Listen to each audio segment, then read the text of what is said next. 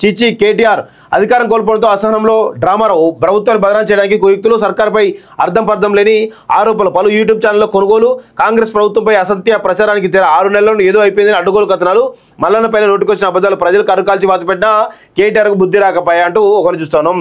So KTR గారికి నేను చెప్పే సూచన ఏంటంటే ఈరోజు మాలాంటి వాళ్ళకు ఎవరు కూడా ఫండింగ్ చేయలేదు, మేము ఏ పార్టీ కూడా తుత్తుగా పనిచేయలేదు అనే విషయం గుర్తుపెట్టుకోండి. ఈరోజు మీరు చేస్తున్నటువంటి అక్రమాలు అన్యాయాలు అరాచకాలు నియంత్రణ అదేవిధంగా కుటుంబ పాలన అన్ని భరించలేక మాలాంటి వాళ్ళం బయటకు వచ్చి బాజాప్తా ప్రతిపక్షంగా మాలాంటి వాళ్ళం ఉన్నాం.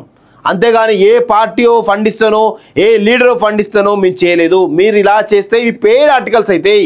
ఇలాంటి వాటిని ప్రజలు నమ్మని విషయాన్ని గుర్తుపెట్టుకోవాలి. కేటీఆర్ గారు వాస్తవంగా ఇలాంటివి మాట్లాడి చేస్తే మీకే దెబ్బలు తప్ప వేరే ఉండదు. ఒకవేళ రేవంత్ రెడ్డి పాలన నచ్చకపోతే ఖచ్చితంగా మాలాంటి వాళ్ళం ఇంకా విపరీతంగా మీకంటే మీ మీద ఏ విధంగా విరుచుకుపడ్డామో అంతకు మించి విరుచుకుపడతాం. అది ఎట్టి పరిశ్రమ జరుగుతుంది.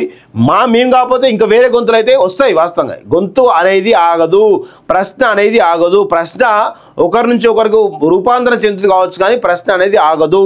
ఒకరోజు నేను ప్రశ్నిస్తూ కావచ్చు, ఇంకొక రోజు ఇంకొకరు ప్రశ్నిస్తూ కావచ్చు.